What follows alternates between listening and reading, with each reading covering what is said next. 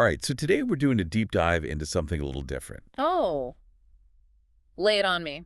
Well, we've got this collection of, I guess you could call them like little pep talks, you know? Pep talks from who? It's like, almost like the universe is giving us these little nudges about how we see ourselves and how we deal with all the ups and downs. Okay, I'm intrigued. Give me an example. What kind of pep talk are we talking about? Well, there's one that really got me thinking. It says, choosing what to wear is more than just a matter of personal taste. Interesting. I mean, on the surface, it sounds pretty straightforward, but I bet there's a lot more to unpack there. Exactly. Because, let's be honest, haven't we all stood in front of the mirror wondering, will they like this? You know? Oh, absolutely. I think that speaks to a really fundamental human need, right? That desire for validation from others. We want to be accepted, to fit in. Right. But then there's this other message that says it's okay to be liked and disliked by different people. And that was like a huge relief. I can see why. It's so easy to get caught up in trying to please everyone, to be universally liked. But that's just not realistic. Yeah. And it's kind of freeing to just accept that, you know? Absolutely. And I think it allows us to be more authentic, more true to ourselves. If we're not constantly trying to mold ourselves into what we think others want us to be, we can actually start figuring out who we really are. So true. Now, there's another one that kind of hit me right in the feels. Maybe you are ordinary, but you are also special. Powerful stuff. That one really resonates, especially in today's world where we're constantly bombarded with images of like extraordinary success and achievement. It's easy to feel like we're just not measuring up. Yeah, like we're just not good enough or special enough. Exactly. And that feeling, it's more common than you might think. It's actually got a name. Imposter syndrome. Imposter syndrome. That's, wow, I can definitely relate to that. And one way to combat it, I think, is to actively challenge those negative thoughts. Like, try this. At the end of each day, write down 3 things you did well. Doesn't matter how small they seem. That's a great idea. Just a little shift in perspective, right? Exactly. Because we all have strengths and talents, even if we don't always recognize them. Okay, let's shift gears a bit. There are a bunch of messages about dealing with challenges. And, life throws a lot of those our way. That it does. This one really stood out to me. Not everything goes as planned, but there's always tomorrow. That's a good one.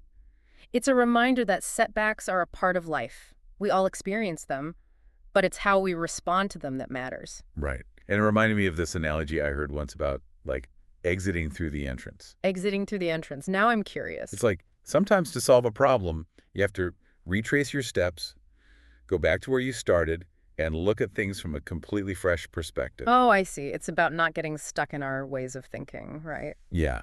There's another one that says, making mistakes is normal. It is a colorful moment.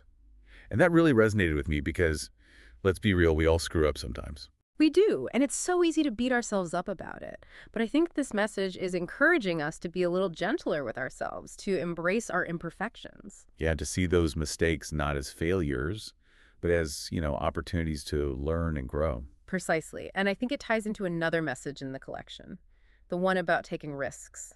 Because if we're too afraid of making mistakes, we'll never push ourselves outside our comfort zones. Right. We'll never discover what we're truly capable of. Okay, let's talk about happiness. My favorite topic. One of the messages that really struck me was, if happiness consists of many ingredients, one of the key ingredients would surely be you. Ah, that's a powerful one. It's about taking ownership of our happiness, recognizing that we have a role to play in creating it. Exactly. We can't just sit around waiting for happiness to find us. We have to actively seek it out, both within ourselves and in the world around us. Couldn't agree more. And it's not always easy, right? Life throws us curveballs. But this idea of agency, of being in the driver's seat of our own happiness, that's empowering. There's another message about being kind to ourselves, even when others aren't. It's like cultivating that inner strength to weather the storms. That's self-compassion. And it's so crucial for our well-being, treating ourselves with the same kindness and understanding that we would offer to a friend. It's like this one says, thank you for your daily effort, and I apologize for neglecting you sometimes. Wow. That's a powerful practice, to acknowledge our own efforts and show ourselves grace when we stumble. So, taking a step back and looking at all these messages, it seems like the overarching theme is about self-acceptance, resilience, and, actively pursuing happiness. Beautifully put. It's like a roadmap for navigating life's challenges and finding joy along the way. And it makes me wonder, if you could write an encouraging message to your future self, what would it be? That's a good question. What words of wisdom would you offer yourself? Ooh, that's a tough one. I'd probably tell myself to trust the journey, to embrace the unknown, and to never stop learning and growing. I love that. And I think I'd remind myself to be kind to myself and to others. Because at the end of the day, kindness is what really matters. Couldn't have said it better myself. Well, on that note, I think it's time for us to wrap up this deep dive. But the conversation doesn't have to end here. Absolutely. Keep those messages close and let them guide you on your journey. And remember, you are the key ingredient in your own happiness. Thanks for joining us.